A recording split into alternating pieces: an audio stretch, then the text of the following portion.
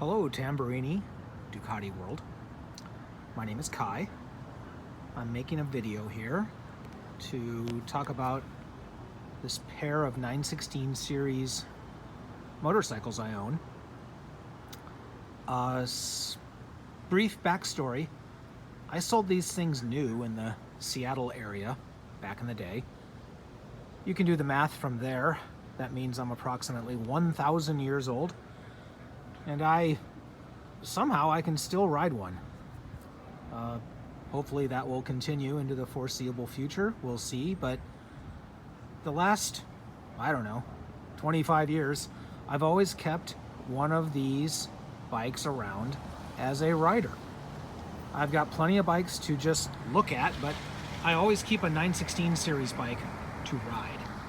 One that maybe isn't museum quality, showroom perfect, etc.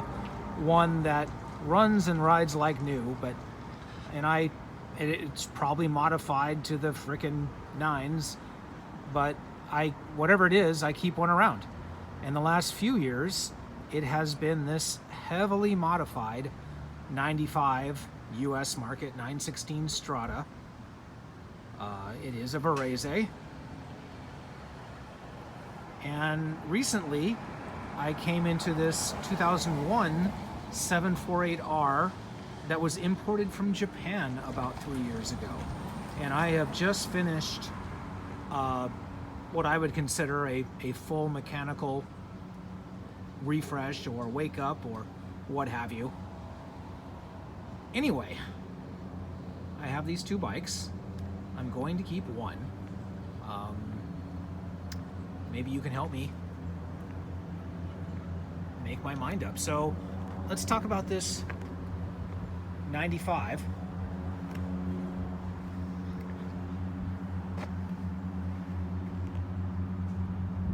The backstory on this bike was a Japanese man I know bought it new.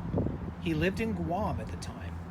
And the dealer in Guam, I'm not sure if there was a Ducati dealer in Guam in 1995, but maybe his Honda dealer, but his motorcycle dealer, let's call it, sourced it out of New York for him. He took delivery of the bike new in Guam, and he proceeded to ride it and modify the absolute, he didn't hold back. He didn't realize, well, maybe he didn't even care, that one day a Varese 916 would be something that people want. And suffice to say that, this bike is far from original. We have an original frame from 95. We have the engine. I have the stock fuel tank. I have the stock tail section. It's the stock swing arm. It is the stock gauges. And he actually put 10,000 miles on it somehow. I always like this. It's a US market Fahrenheit temperature gauge, which he's conveniently showed us what it would be in Celsius. That's cute. So everything on this bike is carbon. Well, not everything. The bodywork, the wheels, the tank. It's got this guy, both sides.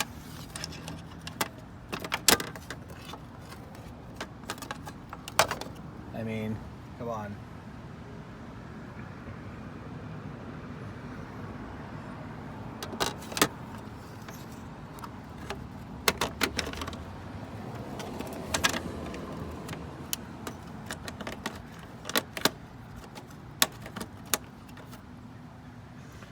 It's got the cool suede seat from Japan.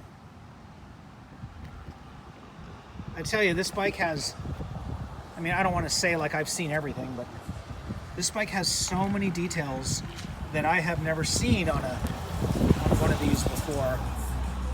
These carbon mirrors, if you read very carefully, it says wide, sorry, I can't focus on it, wide and superior view by Magical Racing.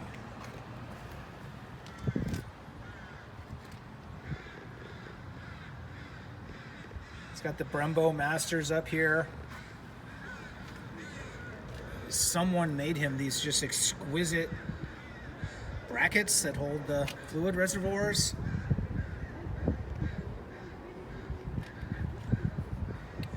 I've never seen these clip-ons before. They're actually just barely higher than stock.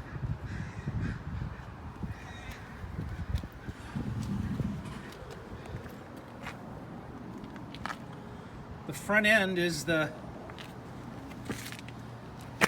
I don't know, would this be the same set of forks on a World Superbike from the 90s? Maybe. I don't know. These are the old school Brembo floaters. These are the billet GP calipers that you could get. Funny story, one of them leaked after sitting for so long. And I found a set of new old stock calipers in Malaysia, of all places. They were horrifically expensive, but of course I had to have them. So I bought them. It did not have the carbon BSTs on it. I put those on to kind of finish it. It came with some period Marchesini magnesium rims that I'm saving for another project. Hey, look at that. Look at that lower triple clamp. That's serious business. When I got it, it had some kind of electronic speedometer. So the stock speedo didn't do anything. I had the lower fork leg machined to accept the original style speedo drive. Works perfect.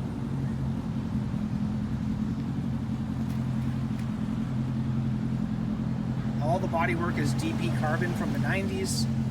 The quality is unreal. The fit, the finish, everything.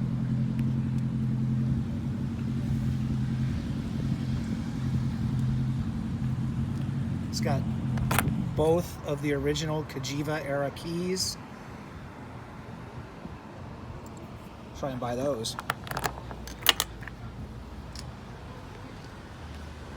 I've got the tail unhinged or unlocked.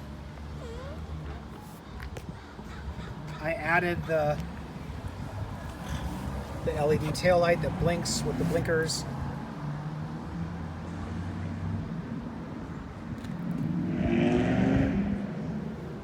Here's your P8 computer. This note has been taped here for about 20 years.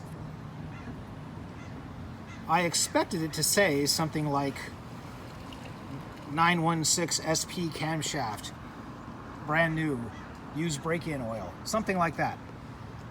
No, I had it translated, and it translates to tail light bulb missing. Thought I had to leave that. It did not have, it had a set of 45 millimeter termies with, of course, the pipe that chokes down right here. So I sourced this 50 millimeter set out of Germany with the mid pipe.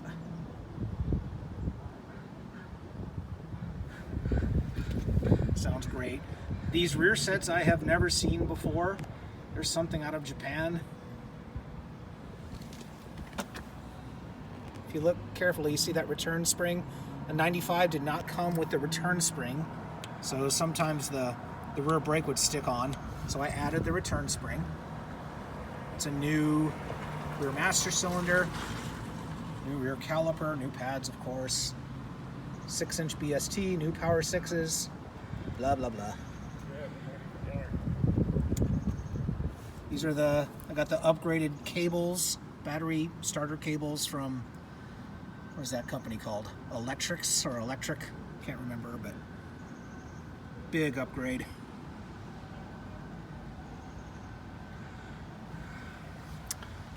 Oh, the chip in the P8. So I needed to retune it when I got the 50mm pipes.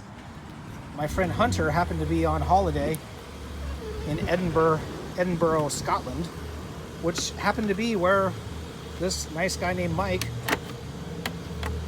has those chips. They met for lunch and he handed me one. Thanks, Mike. He didn't even want any money. Unbelievable.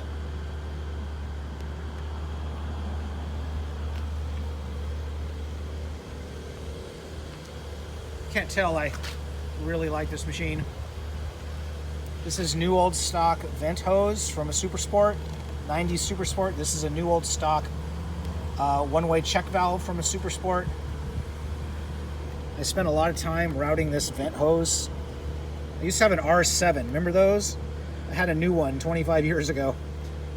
And I remember this vent hose coming out of the tank was routed just like this on that darn R7. So I remembered that and did this one like that. This is an Öhlins TTX shock. You guys know Stratafab? That guy Randy's amazing. That's his titanium chain guard. Oberon slave. Clutch assembly's new. Some fancy quick change. 520 conversion, blah, blah, blah. You guys, I'm digging this bike. So there are some negatives with this one. If you look closely, the engine cases are kind of, you know, like when you're at a museum and you see a World War II tank, that kind of patina on some of the metal, that's what the engine looks like. But it doesn't leak, runs like brand new. I went through it completely. The frame has that too. The frame has this, well, it has that. Looks like that. It would not have come with an Öhlins damper. So this was added. And when I got it, it had the big, chunky, blocky aftermarket bracket. So this is a new OEM Ducati bracket that you can, if you hunt around with a part number, you can still find it. It's ridiculously expensive. Okay, the tack. Oh, guys, the tack. So this bike was missing the stock tack when I got it. And I don't know if you've ever tried to find a P8, the tachometer for a P8 computer, 916 tachometer for a P8 computer. It's pretty much impossible. So I had the guys at Speed Hut make this one for me. I obsessed on the design. It looks pretty good to me. It says Ducati in the old font. It's got the little elephant. To whoever the technician at Speed Hut was, I'm sorry, because I changed the design like 27 times. It works great. So this bike is ice cold. I mean ice cold. Let's give her a...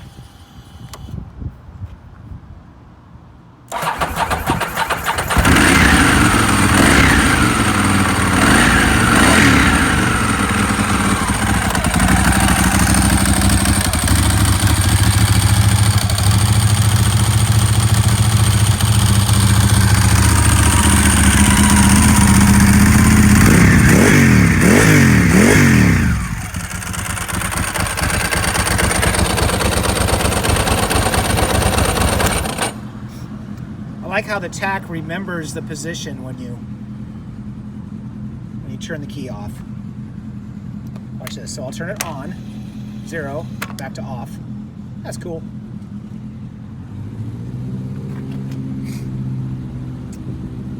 The other thing, guys, this is a Varese. The production date is January 95. I have never seen a later production date on a Varese. And I don't recall the last 4 in the serial number, but it starts with a 286 something or 268 something. I have never seen a later one.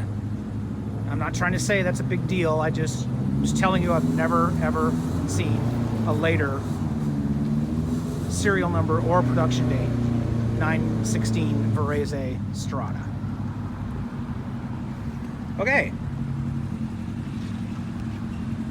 So here we have my 01 748R. This is a Japanese spec bike. Again, imported to the US 2 or 3 years ago. Never ridden or started until I got it about 4 months ago. Now, I know what you're saying. Why the hell? Why is the frame red? Well, the answer is I don't know. I do not know. I do know it should have come this way. Looks cool. If you look closely, well, you don't have to look that closely. Look at this ribbing. Now, I've shown this ribbing. This is on both sides. It's amazingly done. It's amazingly well done. It could be factory. I mean, it's well done enough to be factory. I don't believe it is. I've shown this detail to a couple guys I know. For example, one guy was Larry Pegram's race manager in the 90s, or the mid-2000s, excuse me. And he asked me right away if this bike was ever used in Formula Extreme. And then the other guy I showed, who I trust, whose opinion I trust, he asked me if there were other bars up in here that would have given the frame more strength, which there are not. I've come to the conclusion that someone in Japan just wanted a red frame. And obviously they took the bike all the way down to the frame and had it powder coated or painted, and it is, I mean, it's an amazingly well done job. You can still make out the VIN very well. It's a 17-digit VIN. This bike has more, I mean, if we're throwing out the frame, because the frame's been redone, but this bike has more patina and corrosion on the engine than my Guam 916 over there. This bike must have lived, someone in Japan must have lived by the ocean. Because when you look closely, the engine cases they're kind of icky. But again, it runs, now anyway, now it runs and rides like brand new. Stator was bad, ECU was bad, a few other little things, but it is completely fresh now. 12,800 kilometers, which is about 7,800 miles. If you look closely, as you look around, you're going to see a lot of non-original fasteners. Some that were rusty, I just replaced with suitable replacements. You'll also note the side fairings don't split in the middle. They are pattern replacements. Now, and they're some kind of composite material. They are extremely light. And I know what you're thinking, oh, this bike's been crashed because of the frame and the different side fairings. And I don't know. I've been through this bike head to toe, and I didn't see any evidence of it ever being crashed. Maybe a tip over, but I didn't see anything that would make me think this bike has been crashed. It runs and rides like brand new, straight as an arrow. Now on the 916 that I was just talking about, I know for a fact it's never even tipped over, that's kind of amazing. But also, when I got this bike, it was covered with stickers. I mean, stickers everywhere. I spent 2 days of my life removing stickers. I left a couple. I thought that was hilarious. So I left those. There's one on the other muffler, on the other side. I don't know if you guys know, but the 0102 748R and the 02 998R, the part numbers for the 5-spoke Marchezinis are different. And they are lighter than any of the others I've ever felt. They're not light like the magnesiums, but they are close.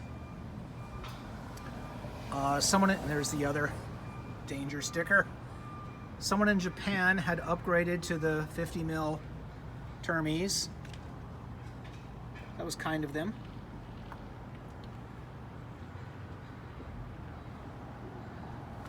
I love this larger license plate holder.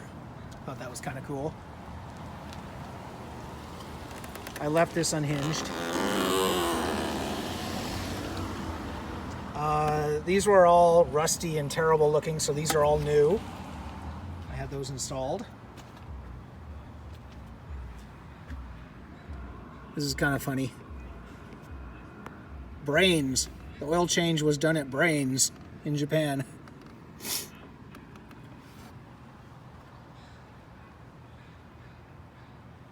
As I said, the ECU was bad on this bike. And my technician, Dr. Bob, thanks Dr. Bob, he just had a spare. And we swapped the Ducati Performance chip over from my old ECU to this one. She runs like new. Of course, Dr. Bob just had a spare computer laying around. Looks like it came out of the junkyard, but I guess that's what they look like.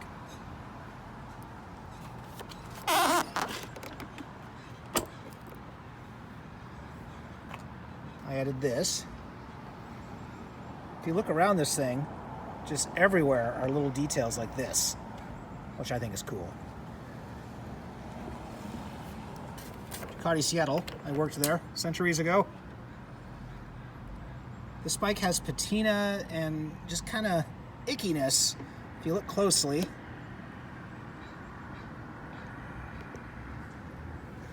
There's more of those Japanese decals, which is awesome. I added the carbon runners.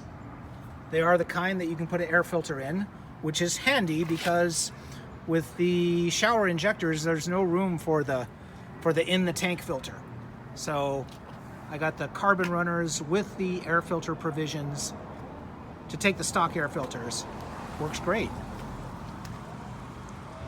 I bought a set of new old stock red mirrors. I don't want to tell you how much those cost. The front wheel had some just Japan corrosion at it.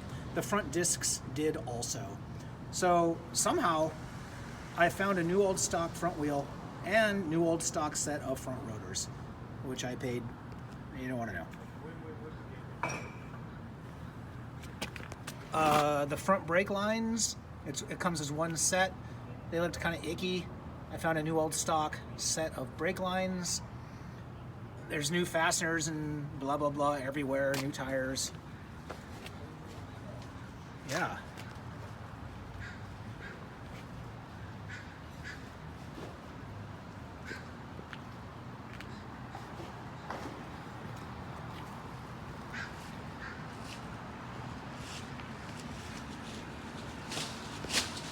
This one is also ice cold.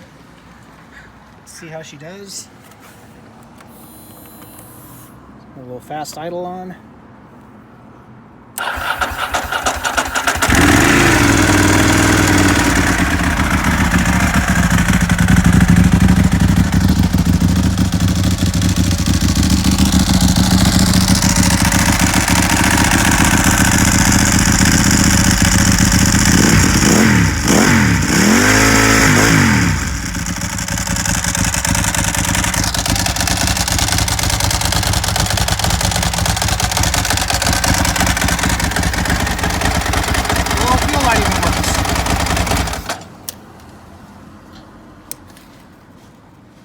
Oh yeah, this bike is new enough that it didn't come with the on-off headlight switch, so I added that. And I did that on the 916 also, because since it's a US market bike, it did not come with that, so I added that. Yeah, sorry for the long video. Maybe you folks can help me decide. Which would you keep? Let me know. Thanks.